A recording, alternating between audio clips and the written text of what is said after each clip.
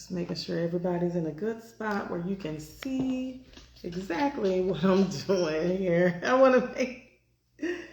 All right, cool. We good? Y'all coming in here? Checking in here. All right. So, happy day after Juneteenth. Today is June 20th, 2025. It's also summer solstice, but today I want to talk about how Juneteenth is more than just a date, okay? Today's topic is Juneteenth and the Black woman's voice. I don't know if you know this about me. I just happen to be a Black woman.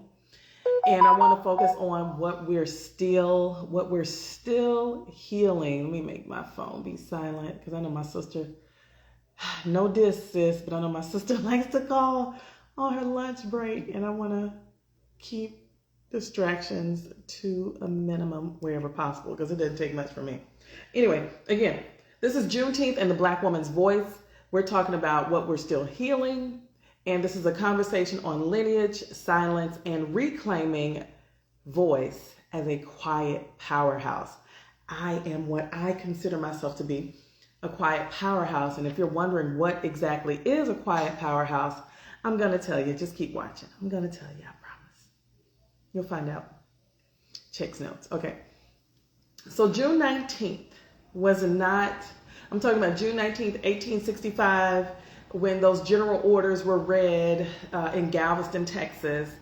June 19th, 1865 was not the end of slavery. Let me be clear on that. June 19th, 1865 was not the end of slavery because we all know, or maybe we all don't know, slavery transitioned into the same form but by a different name. But I want to talk about June 19th, 1865 being the day where the truth finally caught up to the lie. The truth finally caught up to the lie, and this really plays into what the work that we do here in the lie reversal circle. This is the lie reversal circle is a space where we face the lie and get the truth to catch up to it. But June 19th, 1865 was a day where the truth finally caught up to the lie that our people were ever anything less than free. That was a lie. If somebody's trying to tell you who we were and who we weren't, if they were telling you that we were anything less than free, they were 100,000% absolutely wrong. I got a couple people watching me live on a couple of different, so you're gonna see me going up and down and down and back and forth. The Emancipation Proclamation had already been signed 2 years earlier, 2.5 years earlier. But in Texas, the truth was delayed deliberately. It was with intention because there were harvests to plant, sow, and reap. And there was money to be gained in delaying and denying the truth. Power resists liberation, even when it's already the law. I'm going to say that again. Power resists liberation even when it's already the law. Because the law of the land before June 19th, 1865 was that all enslaved persons in the South were declared to be free persons.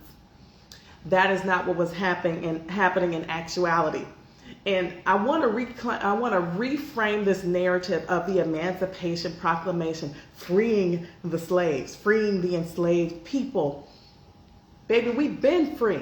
We've been free. I didn't need a piece of paper to tell me that we were free. Our ancestors were not waiting to be free. They weren't waiting for somebody to say, okay, bing, you're free, bing, you're free, bing, you're free. That's not how freedom works. They were already free in their resistance. The ancestors were already free in their persistence. The ancestors were already free in the way they reclaimed humanity for themselves, and they were reclaiming their freedom and always remembering who they were. So Juneteenth didn't grant freedom. I want to be very clear on that. Juneteenth did not grant freedom, okay? We were already free in our resistance, in our active and passionate resistance to being enslaved and held captive. So what Juneteenth did was it marked a day where freedom could no longer be ignored. You're not going to ignore freedom. What's going on, sick man? What's going on? Hope your business is doing well. Okay. But yeah. So I've got 3 anchors here that back me up in saying how freedom was already a lived experience. It wasn't that freedom had to become a law in order for Black people to claim freedom. It wasn't given. It was something that was taken back, and it was taken back not through asking nicely. It was taken back through endurance. Freedom was taken back through resistance, and freedom was taken back in a spirit that was not going to quit. It was not going to quit. So the enslaved persons in my lineage have passed down a truth in their whispers. They have passed down a truth in their songs. They have passed down a truth in their scriptures that have been passed along to us. And they have also passed down a truth in their silence. Because sometimes it's not always the right time to say something. But when it is time to say something, you better believe action's going to ensue. So Juneteenth exposed how long a system gets to hold a lie and how powerful the truth becomes when it breaks through.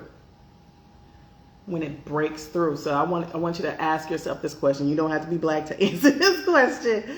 Where in your life have you been told to wait for what's already yours? Where in your life have you been told to wait for what's already yours? That freedom was already theirs to have, to do, to be, to embody. But it wore a mask. It wore a mask of oppression. But there was freedom in resistance. There was freedom in song. There was freedom in dance. There was free in movement of the body. Freedom was always there. Freedom was always present. But where in your life have you been told to wait for what was already yours? Yes, Galveston, June 19th, 1865. Hey guys, by the way, in case you didn't know, you're free now. Baby, we've been free. We didn't need a law to tell us that. But the way the laws were set up, it allowed people to continue to exact injustice. So I want you to think about who was the Quiet Powerhouse in 1865?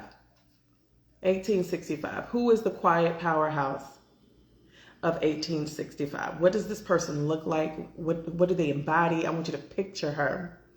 In your mind's eye, I see a Black woman in Galveston on June 19th, 1865. And she's not free because someone announced it in those general orders.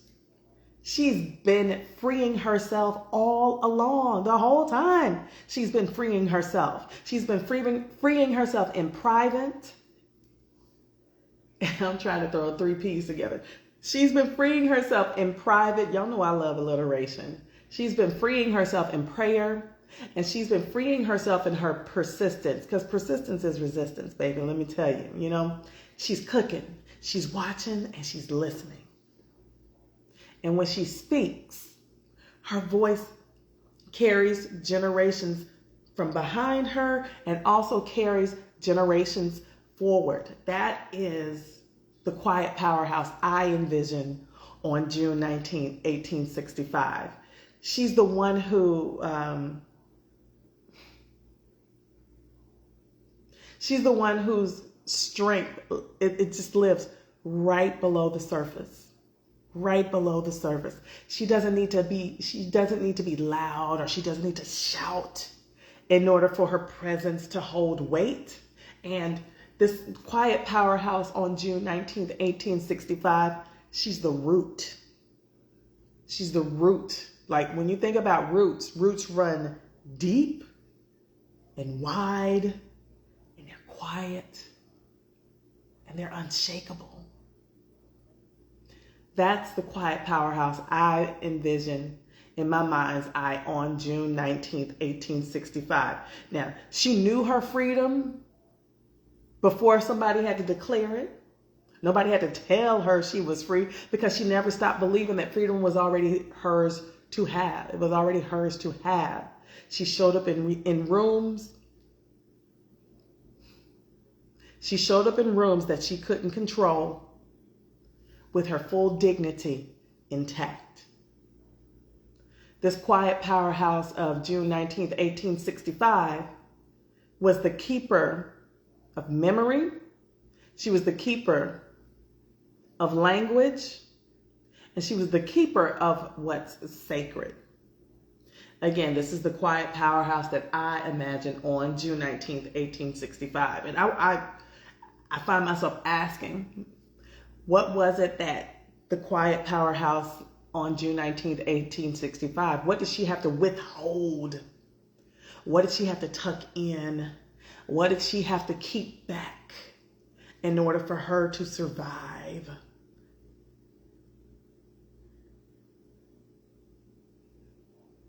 And where do you see yourself in her? Where are you holding back? Where are you tucking in? Where are you making yourself more digestible in order for you to survive? Now, is it 1865? Or are we sitting smack dab in the middle of 2025? Because I'm here to tell you that that same woman on June 19th, 1865, she lives in us on June 20th, 2025. She lives in us. She lives in us, and this is how she shows up. That quiet powerhouse of 1865 shows up in 2025 in the way that we will triple check our words. Do I want to say this word? No, not that word. And you write something down and you cross it out. It's like, no, The echoes of the quiet powerhouse of 1865 show up today in 2025 in the way we downplay our knowing. We be knowing. Black women be knowing. Okay? We be knowing. And we will downplay what we know.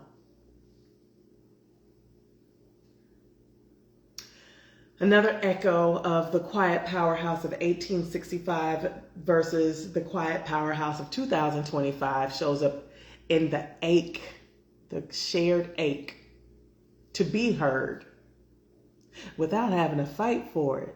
Why I gotta fight? Why does everything have to be a fight? All my life I had to fight. I had to fight my brothers, my uncles. Not me personally, that's a quote from The Color Purple, okay? We good. My dad and my uncles, we good. I don't have any brothers, okay? Overall, the quiet powerhouse of 2025, she doesn't pause because she lacks confidence. She's pausing because she remembers. We remember. We've inherited this silence, not as a form of weakness, but it's been a survival skill. It's been a coping skill to deal with the mechanisms and the systems and the operations that are in place that are designed to smother and cover and erase. But here we are. Yet here we are. Our restraint, the way we kind of self-mute, on some levels it's ancestral. Our DNA remembers, but our DNA is also rising. You know, two sides of the same coin. Some of that restraint that the quiet powerhouse of 1865 exhibited shows up in us today and how we move in 2025. And so the question I want to ask you now is, where have you held your truth? Not out of fear, but it's something legacy aligned. What in your, that right there. Where have you held your truth? Not out of fear, but out of legacy. And when have you been told to wait for a freedom that you already knew was yours? Oh no, don't go for that promotion just yet. Let's take a little bit of time and make sure you do X, Y, Z, and ABC. And they all have nothing to do with the goals. Woo.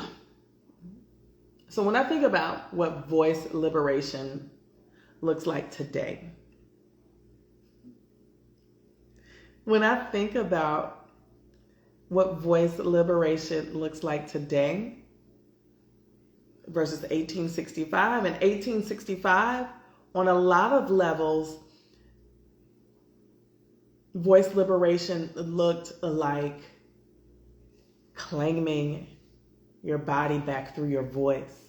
And in 2025, voice liberation looks like reclaiming of your sound. It may have been a reclamation of bodies, totality and autonomy over your body in 1865, and to some extent today too. But in 2025, we're reclaiming our sound. Not because we want to be heard. It's not about just being heard. It's about being heard as you are, without the filter, without the constraints, without the let me sound appropriate for this specific audience because I don't want them to not understand me. It's like you're not afraid of being misunderstood. You're afraid of being misaligned. You're not afraid of being misunderstood. You don't have a problem kicking up dust. But we're tired of adjusting. We are tired of flattening ourselves, and we are tired of performing. And that seems like a little conflicted for me as a performer. I am a performer. So for the Quiet Powerhouse, voice liberation can look like speaking without translating your truth for other people's comfort. So you're going to say it anyway, okay? You're going to say the thing.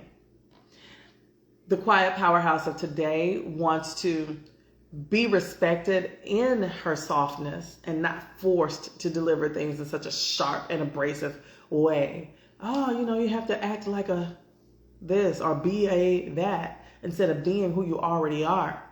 Also, the Quiet Powerhouse of 2025. She wants to let her voice come through as calm, full, unapologetic, and whole. So I want to ask you, what does your voice sound like when you're not shrinking it for the room? What does your voice sound like when you're not shrinking it to make it fit into a room that was never designed to receive you in the first place? What does that liberated voice sound like for you? And every room ain't for everybody. And the lie reversal circle is one of those rooms that isn't for everybody. So the lie reversal circle, it's not for people who are like still looking to find a script. It's for the woman who's done the healing, the one who's ready for release, the one who is ready to rise in the power of her voice, the one who is ready to return to what was before it became polluted and diluted. Some of y'all gonna catch that. The Quiet Powerhouse is the person who everyone relies on, but not everyone makes space for. She knows her truth, but sometimes she second guesses her tone. She wants that freedom that was declared. It was already, that was declared on June 19th, 1865. But she wants the freedom not just to be seen, but to be safe in that expression. Some of the things that we can say today, we could not say on June 19th, 1865. Today is June 20th, 2025. Let it ride. Let it ride. The Quiet Powerhouse of today is not asking for a bigger stage. What she's asking for is a softer room, a softer space. Let me lean into my feminine. Let my masculine step aside. Where truth can just be present and not have to shout in order to be received as being sacred. Stop yelling at me. Stop yelling at me. Why are you yelling? Why are you yelling? And if that's you, if that sounds like you, if you're that quiet powerhouse, then the lie reversal circle begins July 7th. Just drop the word circle in the comments or DM me the word circle. Your voice deserves rest, resonance, recognition, and a return And if you don't know who I am, I'm Takenya Freeney. My candle is doing things here. If you don't know who I am, I'm Takenya Freeney. I help high-frequency women reclaim the power of their voice through music, message, and magnetic presence. I help you show up as you. Whether I'm hosting or performing or leading a workshop, my work is really about one thing and one thing only. I help people get free in front of an audience, but I help you face yourself first in the process. The truth is, your voice was never too much. It was just too true for rooms not yet ready to receive you. Waiting. The circle is the room that's ready to receive you. Y'all be good to yourselves.